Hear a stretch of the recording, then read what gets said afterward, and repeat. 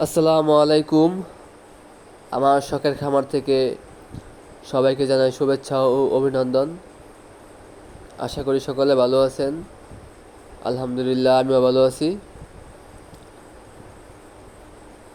বর্তমান কয়েকদিন ধরে যেই পরিমাণ রোদ, গরম, বিশেষ করে যারা হাঁস খামারি, যারা হাঁস পালেন, তাদের জন্য খুব সমস্যা হয় এই গরমে।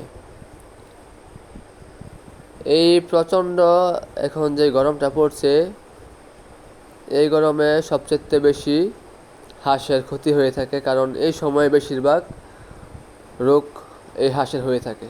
এই বেশি গরম থেকে মূলত যেই রোগটি হয়ে থাকে ওইটা মূলত আপনার ডাক কলেরা। যদি কেউ ভ্যাকসিন ছাড়া হাঁস পালেন, তার জন্য ক্ষতি আরও বেশি হয়ে থাকবে, ঝুঁকিপূর্ণ হয়ে থাকবে তার জন্য।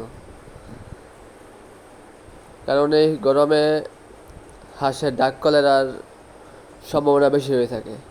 ডাক কলেরা হইলে সম্ভবত যে সমস্যাটি হয় ওইটা হচ্ছে খোরা, মানে পায়ের সমস্যা দেখা দেয়। হাঁস হাঁটতে পারে না, খোঁড়ায় খোঁড়ায় হাঁটে। এটা হচ্ছে ডাক কলেরার সমস্যা।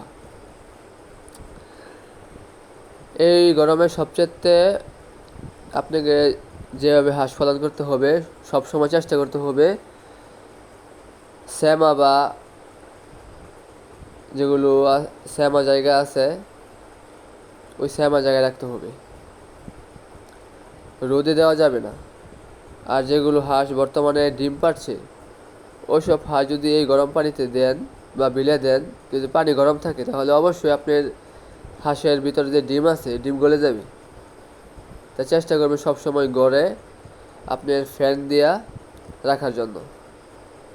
আর যদি এমন ঠান্ডা পরিবেশ থাকে তাহলে অবশ্যই ছাড়বেন। আর সব সময় ছাড়ার আগে পানি দেখবেন গরম আছে বা ঠান্ডা, কি গরম আছে নাকি। গরম থাকলে অবশ্যই দিবেন না, ঠান্ডা যদি থাকে তাহলে দিবেন, সমস্যা নেই। তো সব সময় সতর্ক থাকবেন এবং হাঁসকে ঠিকঠাক মতন খাবার দিবেন, ওষুধপত্র যা লাগে সব দিবেন। তাহলেই হয়তো আপনার হাঁসের কোনো সমস্যা হবে না। তো ইনশাল্লাহ আমার খামারের জন্য সবাই দোয়া করবেন, আমি যেন ঠিকঠাক মতো এগিয়ে যেতে পারি। আপনাদের প্রতিও আমার দোয়া রইল এবং সবাইকে শুভেচ্ছা। সবাই ভালো থাকবেন। আসসালামু আলাইকুম।